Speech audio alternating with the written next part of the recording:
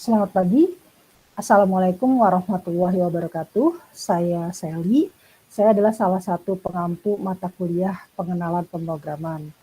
Di video kali ini saya akan coba membahas latihan-latihan yang ada di LMS pada pekan ketiga terkait pengkondisian gitu ya, modul 3. Saya akan coba menjelaskan tiap soal dengan pace yang cukup lambat gitu ya, karena asumsinya yang mengambil mata kuliah pengenalan pemrograman itu adalah mahasiswa-mahasiswa yang sama sekali belum pernah terpapar oleh kode gitu ya. Oke. Apa yang harus dilakukan? Seperti biasa kita harus membaca soal. Gitu. Ini saya sengaja pindahkan soalnya dari LMS ke papan tulis supaya saya bisa coret-coret ya. Oke. Jadi kita langsung baca di baris kedua ya mungkin ya. Masukkan input berarti terdiri dari 3 baris. Masing-masing baris menyatakan A, B, dan C. Nah, di sini tidak dinyatakan inputnya itu harus apa sebenarnya ya. Bilangan bulatkah, bilangan realkah, atau string gitu ya, atau boolean gitu ya, tidak disebutkan. Tapi kalau misalnya kalian bingung, kalian bisa lihat contoh ya. Jadi setiap soal latihan yang diberikan kan selalu diberikan contoh tuh di bawahnya. Ini ya. Nah, itu lihat aja. Nah, ini kan inputnya 3 baris ya. Inputnya 3 baris dan 3-3-nya adalah kita bisa lihat bahwa itu adalah bilangan bulat gitu. Jadi kita pakai asumsi bahwa inputnya adalah bilangan bulat ya, yang nantinya kita nyatakan yang akan kita simpan di dalam variabel yang namanya A, B, C gitu ya. Nah, biasanya saya untuk mempermudah gitu ya, itu kalian bisa gambar apa ya? Ini lokasi-lokasi memori gitu ya. Ceritanya ini dalemannya storage-nya komputer lah gitu ya. Oke. Nah, banyak ya harusnya ya. Cuma saya katanya butuh 3 aja gitu ya untuk input ini gitu. Jadi artinya ini sebenarnya saya punya variabel A, B, C, artinya saya punya 3 wadah gitu ya. Ini misalnya ya, A, ya. Kemudian saya punya tempat yang lain lagi, misalnya B-nya di sini gitu ya. Jadi acak saja. Kemudian misalnya C-nya di mana ya? C-nya di sini deh. Nah, itu ya. Jadi kalau di Python, kalau di bahasa pemrograman Python mungkin tidak kelihatan gitu ya kapan memesan variabelnya gitu. Pokoknya tahu-tahu udah ada aja gitu ya. Jadi kalau misalnya diminta ada masukan, itu artinya kita sebenarnya punya 3 lokasi gitu ya di memori untuk menyimpan data kita gitu ya. Dalam kasus ini nama variabelnya adalah A, B, dan C gitu ya. Jadi ada wadahnya. Oke. Nah, kemudian selanjutnya adalah keluaran output berarti terdiri dari sebuah boolean yang menyatakan ABC-nya itu turut membesar atau tidak gitu. Oke. Kalau bingung dengan kalimat ini, sama seperti tadi, lihat aja contohnya. Ya. Jadi katanya outputnya itu adalah sebuah boolean. Booleannya diapakan? Dicetak gitu ya, karena ini ada tulisannya itu. Gitu. Ingat bahwa nilai dari boolean itu hanya ada 2 gitu kan ya, true atau false. Gitu. Ya. Nah terus di sini dibilang bahwa boolean itu menyatakan bahwa ABC-nya turut membesar atau tidak gitu. Nah kalau kita lihat di sini, ini kan inputnya 146, artinya kan dia makin lama makin besar tuh ya angkanya ya. Nah itu artinya turut membesar. Maka ternyata resultnya, kembaliannya, outputnya itu true gitu. Oh berarti kalau misalnya ABC-nya itu isinya terurut membesar ya, terurut membesar itu artinya makin lama dia jadi makin besar gitu ya. Jadi C itu lebih besar dari B, terus B lebih besar dari A gitu. Atau sebaliknya A lebih kecil dari B, kemudian B lebih kecil dari C gitu. Jadi makin lama makin besar, itu namanya terurut membesar dan kita harus mencetak true berarti. Oke. Kalau tidak, berarti ya sebaliknya gitu kan, cuma ada 2 ya kemungkinannya. Kalau tidak, berarti kita akan mencetak false. Gitu ya. Di sini sudah diberikan hint kondisi kondisi ABC yang terurut membesar ya. Terurut membesar itu artinya kalau A-nya itu nilainya kurang dari sama dengan B dan B-nya juga nilainya kurang dari sama dengan C gitu. Oke. Nah, kemudian kita disuruh bikin programnya kan ya. Jadi karena di baris pertama ini ada tulisan lengkapi titik-titik gitu ya. Berarti kita dikasih modal untuk mencetak sebenarnya. Ini ya, untuk membuat algoritmanya gitu. Saya copy ke sini. Oke. Ini agak kegedean.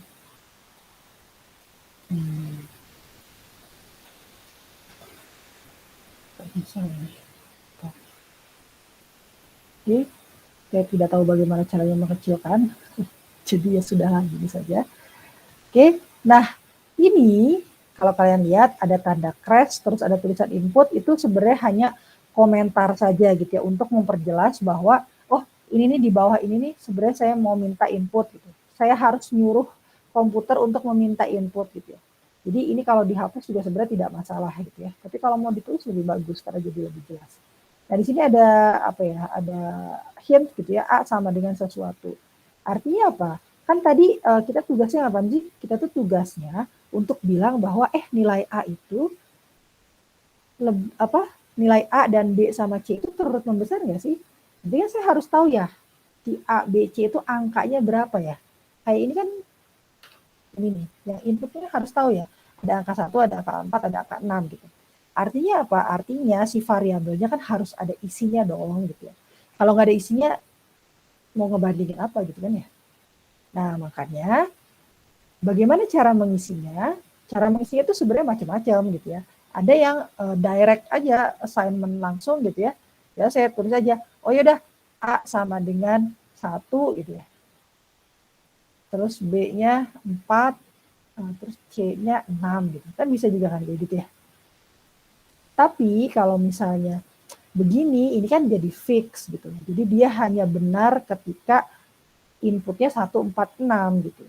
Padahal kan bilangan terurut membesar itu kan bukan 1, 4, 6 saja gitu ya deh. 2, 3, 4 kan terurut juga. 2, 5, 10 terurut juga. 10, 100, 1000 terurut juga gitu. Kan jadi macam-macam tuh. Nah makanya dia nggak pengen dibikin fix. Jadi A-nya itu jangan diisi dengan satu angka yang sudah fix gitu. Tapi terserah user aja pengen masukinnya berapa gitu. Oke. Nah, untuk memungkinkan hal itu, gimana sih caranya saya bilang ke komputer gitu ya? Kan bahasa pemrograman itu kan sebenarnya cara untuk bagaimana caranya supaya saya bisa ngomong gitu ya, ngomong sama komputer, bisa nyuruh gitu ya. Gimana caranya saya bisa nyuruh komputer untuk memasukkan input gitu. Komputer tolong dong mintain input ke user gitu, biar dia masukin dari keyboardnya angka gitu bilangan bulat. Nah, nama fungsinya adalah yang sudah kalian pelajari adalah input. Ya, jadi kan gampang ya dihafalnya ya. Minta input dari user, nama fungsinya input gitu ya. Jadi, saya tidak bilang A sama dengan 1, tapi si angka satunya ini supaya dia isinya bisa apa saja, bisa macam-macam gitu ya. Itu saya ganti jadi fungsi input gitu. Gitu ya. Jadi, ini saya tulis input. Oke, saya sedikit ulangi ya. Kalau misalnya ya, ini namanya assignment ya, sama dengan itu namanya assignment.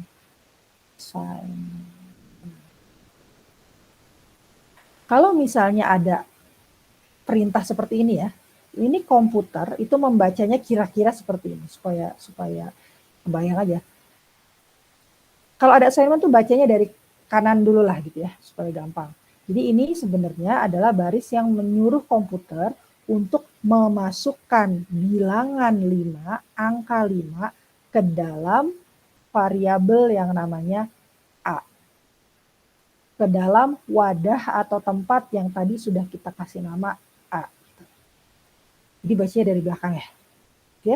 Jadi kalau itu artinya itu ya, berarti kalau misalnya kodenya seperti ini, itu sama aja gitu. Sama ajanya gimana? Sama ajanya adalah bahwa kita menyuruh komputer untuk memasukkan hasil dari input. Jadi si input tuh nanti kalau dievaluasi ada hasilnya gitu, ada returnnya, ada kembaliannya. Jadi komputer menyuruh, bukan komputer menyuruh, kita meminta komputer untuk memasukkan hasil dari fungsi input ini ke dalam variabel A. Gitu ya. Bedanya kalau yang bawah ini, yang fix ini, karena ini sudah berupa apa ya, literal gitu, sudah berupa angka, sudah berupa nilai, maka pekerjaannya cuma sekali aja. Jadi tolong dong masukkan angka 5 ke dalam A, variabel A. Udah selesai. Sementara kalau yang ini, tolong dong masukkan nilai yang dihasilkan oleh fungsi input ke dalam variabel A. Nah, pertanyaan kan adalah, terus nilai yang dihasilkan oleh fungsi input itu apa gitu. Berarti kan itu harus kita pecahkan dulu kan, gitu. Harus dievaluasi dulu. Gitu. Jadi makanya sebenarnya dalam satu baris ini sebenarnya ada dua kerjaan gitu. Yang pertama adalah komputernya diminta untuk menjalankan fungsi input yang tak lain dan tak bukan adalah meminta user gitu ya, meminta user untuk memasukkan input melalui keyboard gitu ya. Kemudian yang kedua adalah nanti ini kan ada hasilnya nih. Hasilnya tolong dimasukkan ke dalam variabel A gitu. Jadi ada dua yang dikerjakan. Ya. Oke. Nah, berarti harus menjalani input dulu kan ya. Jadi komputernya baca, oh input buka kurung tutup kurung. Oh ini berarti fungsi yang saya harus menunggu usernya memasukkan sesuatu gitu. Jadi makanya dia biasanya berupa kayak kursor gitu ya, kelap-kelip gitu ya. Yang dia nungguin gitu. Kalau misalnya kita nggak masukin input dari keyboard gitu ya dalam kasus ini, ya udah dia begitu aja terus gitu. Nggak ngapa-ngapain gitu sih apa. Kalau misalnya kalian jalanin the idle gitu kan, gitu aja kan terus ya. Oke, nah misal si usernya memasukkan apa ya? Ini asumsinya usernya tuh tahu gitu ya, yang memasukkannya itu harus berupa bilangan gitu. Kita masukinnya 20 gitu, 20. Maka artinya setelah ini dievaluasi, nilai kembalian dari fungsi itu ketika user memasukkan angka 20 adalah string 20. Ya. Jadi kita flashback lagi, ingat bahwa fungsi input adalah fungsi yang mengembalikan string. Ya. 20 walaupun berarti dia bilangan gitu ya, tapi ya string tipe datanya. Karena apa? Karena kita pakai fungsinya fungsi input gitu. Gitu ya. Maka setelah ini sudah dievaluasi dan user sudah memasukkan angka 20 yang terusnya jadi string itu, maka dia akan memasukkan si nilai kembalian ini yang dikembalikan oleh fungsi input ini ke dalam variabel A gitu. Jadi sama aja dengan menyuruh komputer, tolong dong masukin string 20 dong ke A gitu. Dalam kasus ini 20 karena usernya masukinnya 20. Ya. Tolong dong masukin string 20 ke variabel A. Oh oke, jadi komputernya akan memasukkan string 20 ke dalam wadah yang bernama A, variabel yang bernama A gitu ya. Udah ya? Sudah. Nah, kemudian kita masih punya dua lagi kan ya. Kita masih butuh dua lagi, B sama C.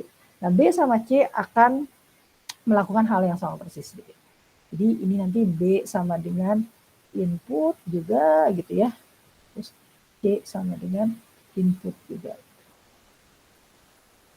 Oke. Berarti baris 1, baris 2, baris 3 dan gitu ya. Yang B misalnya anggap aja ini biar benar gitu ya, ini 25 biar true maksudnya. Dan yang ini misalnya kita anggap aja 35 gitu misalnya masukannya. Oke. Jadi sekarang kita sudah punya 3 buah variabel yang berisi masing-masing sebuah string bilangan. Ya, nah karena yang mau kita bandingkan adalah bilangan, gitu ya, bilangan, gitu ya, tipe datanya integer, maka kita harus mengubah tipe datanya ini 20, 25, dan 35 ini jangan string, tapi bilangan bulat. Nah, kalian juga sudah belajar kan ya di minggu kemarin bahwa untuk mengubah menjadi bilangan bulat itu kita bisa pakai built-in function yang namanya int, int gitu. Ingat ya, fungsi ya, pokoknya kalau fungsi itu ciri-cirinya tuh dia ada buka kurung tutup kurungnya aja. Di dalamnya buka kurung tutup kurungnya bisa diisi, bisa tidak. Ya. Nah, ini saya bikin lagi namanya lain lagi gitu, A1. Ya, berarti saya ganti warna. Misalnya A1 itu di mana ya? Misalnya di sini nih. Jadi ada lagi variabel gitu ya, tempat, lokasi yang namanya A1. Sama tuh di situ gitu. Komputer, di dalam komputer lah bayangin aja. Nah, A1 ini buat apa sih? Saya itu pengen ngubah si string 20 yang ada di A menjadi integer, kemudian hasilnya saya simpan di variabel A1 gitu. Panjang. Jadi ini kan mungkin kalau kalian itu sudah hafal mungkin ya. Nah, tapi saya pengen menunjukkan baris ini nih ngapain sih sebenarnya A1 sama dengan int A itu apa sih gitu ya. Jadi ini juga sama seperti yang di atas, itu sebenarnya ada dua hal yang kita minta komputer untuk kerjakan. Ya, jadi kan ini assignment ya, assignmentnya adalah tolong dong masukkan bilangan bulat, ini kan kalau ini kembaliannya jadi bilangan bulat ya, masukkan bilangan bulat yang adalah hasil kembalian dari fungsi int A ke dalam variabel A1. Gitu.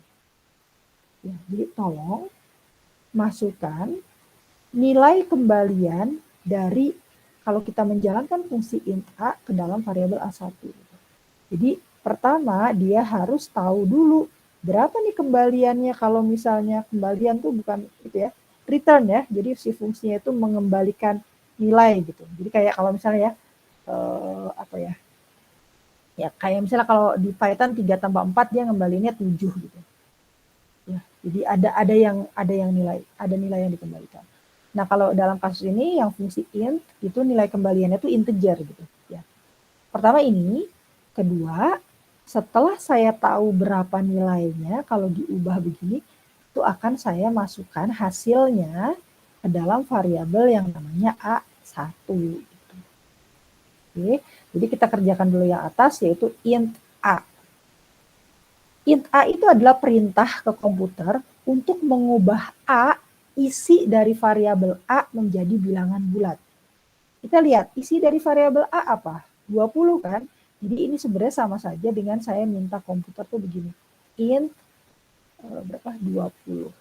Jadi dalam kasus ini karena kebetulan A-nya isinya adalah string 20, maka itu sama aja saya nulis int string 20. Nah, int string 20 ini mengembalikan integer 20. Si 20-nya tipe datanya jadi udah nggak ada double quote-nya lah. Jadi angka gitu ya, bilangan. Nah, udah dapat hasilnya kan 20. Nah, hasilnya ini perintah kedua dijalankan. Kan karena perintah satu misinya sudah selesai, maka saya akan masukkan hasilnya ke dalam variabel A1. Jadi si 20-nya kita masukkan ke dalam variabel A1. Nah, karena masih ada dua bilangan lagi nih yang perlu kita ubah gitu ya, menjadi integer. Maka sama persis seperti tadi, saya akan menyediakan satu variabel namanya B1 sama misalnya ini satu variabel lagi C1 gitu. Jadi B1 sama dengan int A int B, sorry. Berarti si B-nya berapa? Kan 25 ya, berarti di sini 25. Kemudian C1 sama dengan int C. C-nya isinya berapa? C-nya isinya 35, maka int C-nya jadi bilangan bulat 35. Oke, itu saja untuk ubah-mengubahnya. Nah, sekarang output. Bagaimana caranya output? Tadi katanya outputnya terdiri dari sebuah boolean yang menyatakan tadi ABC-nya itu terurut atau enggak sih? Terurut membesar atau enggak? Makin lama makin besar atau enggak sih? Nah, ini sebenarnya udah dikasihin sih yang ini. Jadi sebenarnya kita tinggal copy paste aja gitu ya. Jadi untuk tahu bahwa dia terurut membesar atau tidak, itu kan saya sebenarnya tinggal kasih operator perbandingan aja salahnya. Nah, operator perbandingan ini kurang sama dengan gitu kan. Karena terurut membesar. Kalau terurut mengecil berarti kebalikannya gitu ya. Apa ini artinya? Lihat ya. Di baris yang ini itu sebenarnya komputer itu melakukan berapa pekerjaan ya? Sebentar. 1, 2, 3 lah kira-kira. Kenapa kok 3? Sebenarnya 2 sih ya. Apa itu 2? Sebenarnya pertama, jadi gini, ini kan bacanya gini, tolong dong gitu ya. Komputer tuh bacanya gini, perintahnya adalah tolong dong cetak gitu ya. Print itu kan fungsi cetak ya. Tolong cetak nilai kembalian gitu ya, nilai return value. Jadi selalu ngomonginnya tentang return value gitu ya. Tolong dicetak return value dari ini nih, operasi perbandingan ini gitu. Ingat ya, operasi perbandingan ya. Operasi perbandingan itu pakai operatornya kurang dari, lebih dari, kurang dari sama dengan, lebih dari sama dengan, tidak sama dengan gitu ya. Itu adalah operator perbandingan gitu. Jadi ini operasi perbandingan. Cetak dong hasil dari, oke, return value itu kira-kira hasil gitu ya. Tolong cetak hasil dari operasi perbandingan ini dong yang di dalam kurung itu gitu. Berarti kan ada dua sebenarnya yang dilakukan. Pertama, saya harus cari tahu apa sih hasil perbandingan dari ini gitu ya. Gitu ya. Ini salah yang saya nulis ya. Harusnya nulisnya adalah A1 kurang dari sama dengan, B1 kurang sama dengan gitu ya. C1 gitu ya. Pertama adalah saya harus mencari hasil return value dari operasi perbandingan ini, satu. Yang kedua, kalau sudah dapat hasilnya, tolong dicetak, gitu kan? Tolong dicetak.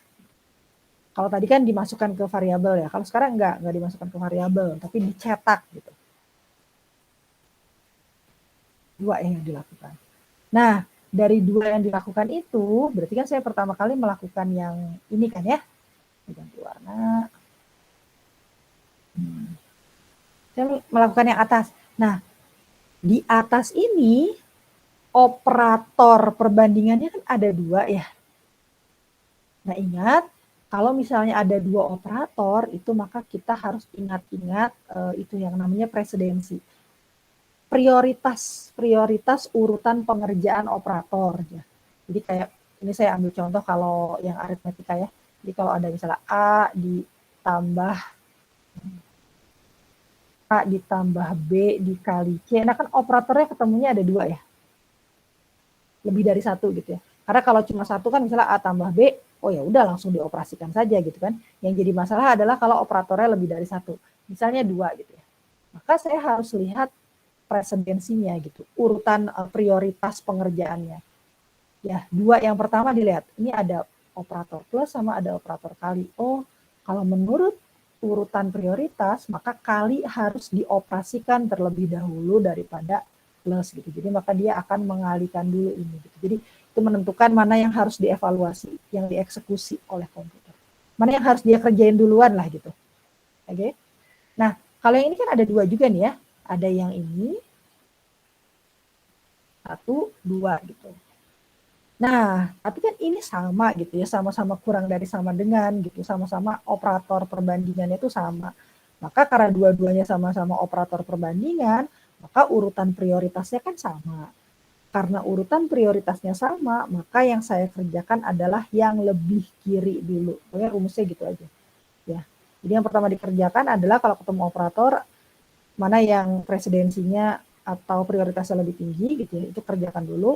Kalau misalnya ternyata sama prioritasnya, maka yang dikerjakan adalah yang muncul duluan ya. Jadi dari sebelah kiri. Ya, berarti yang ini yang dikerjakan adalah yang ini dulu. Nah, gitu ya. Karena dia lebih kiri. Oke. Saya kerjain itu dulu ya. Ini berarti apakah ya operasi perbandingan adalah operasi yang nanya gitu. Jadi apakah sebelah kirinya titik-titik sebelah kanan gitu, titik-titiknya itu tergantung operasi perbandingannya kan ya. Jadi kalau dalam kasus ini, apakah A1, ya, A1 kan variabel, jadi apakah isi dari variabel A1 itu nilainya kurang dari sama dengan isi variabel B1 gitu ya. Nah dalam kasus ini kita lihat A1-nya tadi apa? Kita lihat, oh A1-nya itu tadi adalah integer 20. Jadi sama, kalau dalam kasus ini sama aja kayak saya nanya gini, apakah 20 kurang dari sama dengan B1? B1-nya apa? B1-nya ini ya B1 ya, 25. 25. Ya, jadi nanya nih, 20 tuh kurang dari sama dengan 25 enggak sih? Gitu. Kan jawabannya cuma ada 2 ya, iya atau enggak gitu, true atau false. Nah dalam kasus ini apakah 20 kurang dari sama dengan 25? True kan?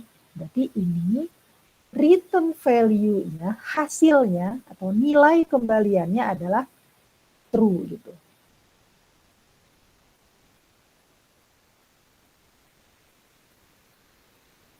Gitu ya. Oke. Nah, selanjutnya kalau di sini kasusnya sebenarnya mungkin agak beda gitu ya. Maka kemudian yang kedua yang harus saya lakukan adalah saya akan memeriksa yang satunya lagi kan belum ya, operatornya masih ada satu lagi gitu. Cuman di sini agak beda dengan aritmetika gitu ya, agak berbeda dengan aritmetika karena si B1-nya jadi dievaluasi lagi nih. Ini kecanggihannya Python tuh begitu ya. Jadi yang kedua apa yang saya lakukan? Khusus operasi perbandingan berarti yang saya lakukan adalah ini. Nah, jadi ini operator yang pertama tadi ya. Ini dikerjakan dulu antara A1 dengan B1. Nah, kemudian operator yang kedua membandingkan antara B1 dengan C1 gitu. Ya. Tadi kita modal kita yang pertama ini udah true gitu.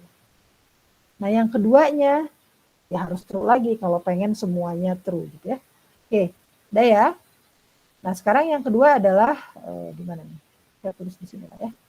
B1 kurang sama dengan C1. Saya tulis ulang. B1 kurang sama dengan C1. Nah, itu sama seperti tadi nanya juga. Apakah isi dari B1 kurang dari sama dengan C1?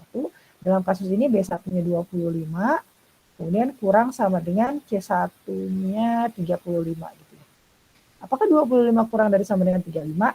True kan ya? Benar ya? Maka ternyata yang operator kedua juga menghasilkan true. Karena true dan true gitu ya, maka dia true gitu. Ya, jadi dia harus dua-duanya true ya kalau pakai dan. Karena true dan true maka dia jadi true. Maka hasil kembalian dari semua ini ya satu rentet ini adalah true gitu. Selesai dievaluasi gitu ya, sudah dapat hasilnya. Nah, kemudian kalau sudah dapat hasilnya tadi disuruh ngapain? Maka dia akan mengerjakan perintah yang kedua. Saya diminta untuk mencetak hasil dari kembalian aksi ini gitu ya, perbandingan ini. Oke, berarti sebenarnya sama aja karena ini kembaliannya true, itu sebenarnya sama aja saya memerintahkan komputer untuk mencetak true gitu. Maka tercetaklah true. Gitu. Oke. Jadi kalau dalam kasus ini ya, itu saya bisa bilang bahwa ini ya, inputnya berapa tadi? 20, 25, 35, terus resultnya true. Begitu kira-kira. Kalau misalnya false gimana? Nah, kalau false tuh misalnya kita ubah satu lah ya. Misalnya tadi usernya tuh ngisi C-nya tuh bukan 35 gitu, tapi misalnya berapa ya? 20 gitu. Jangan 20. 23 misalnya. Ya 20 juga bisa sih. Misalnya 23 gitu, misal. Ini ya, ininya 23. Jadi misalnya isi C1-nya 23 misalnya. Oke, maka yang berubah yang mana? Ini kan, yang ini nih. Nih, yang step ini. Step yang ini. Karena C-nya isinya bukan 35 tapi 23. Oke. Nah, kan nanya lagi ya, apakah 25 kurang dari sama dengan 23? Enggak kan? 25 kan lebih besar gitu ya daripada 23, lebih dari. Maka ini jadi false gitu. Oke, karena yang satunya true, yang keduanya false, ya, maka hasilnya akan false. Harusnya nanti kalian akan belajar ya operator logika ya. Jadi dia tuh baru true kalau dua-duanya true gitu, karena dan. Jadi dua-duanya harus terpenuhi. And gitu ya hubungannya. Nanti kalian akan belajar lebih lanjut mungkin ya terkait itu gitu ya. Jadi kalau true sama false itu jadinya false. Kalau false sama true jadinya false juga. Kalau false sama false ya apalagi gitu ya. Jadi dia hanya true kalau ada dua gitu, kalau dua-duanya true ya. Oke, jadi karena ini true sama false maka ini jadinya kembaliannya adalah false gitu returnnya, bukan true. Nah karena returnnya false maka perintah printnya jadinya berubah jadi print false gitu karena dia pokoknya ngeprintnya itu sesuai dengan kembalian si ini aja apa operasi perbandingan ini aja gitu false kan berarti untuk input 20 25 22 23 ya sama aja ya maka resultnya adalah false gitu. Nah ini sebenarnya udah kelihatan ya kenapa false ya kan tidak terus membesar. Ini sebenarnya dari sini ke sini tuh membesar. Tapi turun gitu ya dari 25 ke 23 kan jadinya dia membesar turun gitu. Beda dengan yang ini kan dia memang membesar terus. Oke. Jadi kira-kira begitu ya. Kalau misalnya mau coba itu bisa coba di sini. Saya copy paste dulu. Nah ini bisa diketikkan di sini. Berarti input ya. Kemudian ini B, ini C gitu ya. Terus A1-nya tadi saya ingin mengubah jadi integer gitu ya. Si A-nya jadi integer. Jadi kalau kalian harus ngetik nih ya. Tidak bisa copy paste seperti ini. Kemudian di sininya sih bisa ya. Tapi dari sini ke sana harus ngetik dari sini ke LMS-nya. Ini B, ini C, ini C gitu ya. Tadi outputnya adalah saya tinggal memeriksa seperti ini. Oke, mudah-mudahan tidak ada yang salah gitu ya. Nah, maka ini coba kita masukkan tadi ya. Angkanya berapa tadi? Percobaan kita adalah 20, 25, 35. Lihat nih ya, ini kan ada kursor tuh ya, dia kelap-kelip itu artinya dia lagi nungguin tuh. Ini dia lagi menjalankan baris pertama. Ini loh baris yang ini. Jadi ini lagi menjalankan baris yang pertama. Oke, kita masukkan angka 20. Nah, itu kita kan nggak kelihatan ya kalau nilai 20-nya itu dimasukkan ke dalam variabel A itu nggak kelihatan di sini, tapi sebenarnya dia melakukan itu. Nah, sekarang kalau klik lagi itu sebenarnya dia menjalankan yang kedua gitu ya. Tadi 25. Dia kelap-kelip lagi karena dia menjalankan yang ketiga.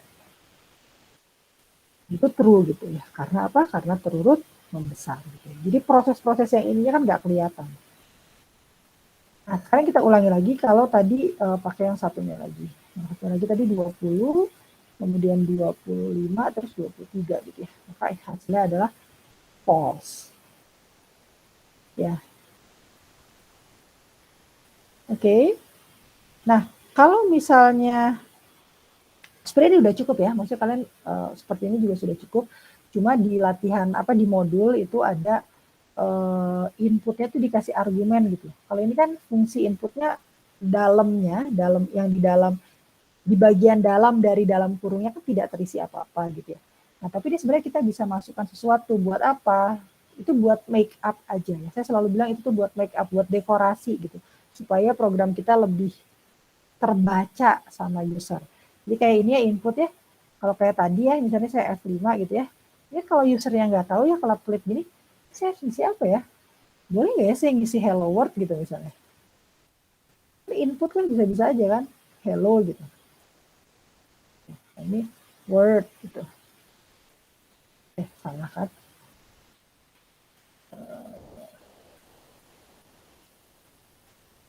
Saya nggak bisa hapus ya. Apa dong, saya bikin error dulu deh. Ulangi lagi. Ini F5, terus misalnya saya masukkannya AB gitu ya. Terus CD atau halo gitu ya. Terus Word gitu ya. Jadi saya nggak usah masukin stringnya ya. Tulisan aja gitu. Maka dia akan error gitu. Kenapa? Karena dia bilang itu tuh nggak boleh tuh gitu untuk fungsi int ini gitu. Jadi makanya dia error gitu ya. Karena AB string AB itu kan tidak bisa diubah jadi bilangan kan. Jadi misalnya saya bilang kalau integer tadi misalnya string 10 itu bisa diubah menjadi bilangan. Tapi kalau integer tadi hello gitu ya, misalnya halo gitu ya, halo gitu. Nah, dia error gitu karena nggak boleh gitu ya string dimasukkan menjadi argumennya integer. Karena dia bingung halo diubah jadi integer gimana caranya? Karena dia bukan string bilangan. Gitu. Oke?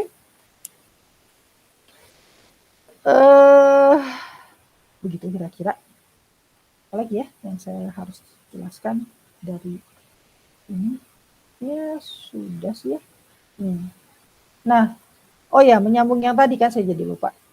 Kalau gitu sebenarnya supaya usernya itu tahu yang dia ketikkan, yang dia masukkan itu bukan tulisan hello atau bahkan ini yang atau tulisan ini string hello-nya dikasih tanda kutip gitu ya, atau string biasa kayak gini gitu ya. Nah biar tahu yang dimasukkannya itu harus bilangan bulat, maka kita bisa kasih pesan gitu di sini. Di sini ini sebenarnya kayak ngeprint aja.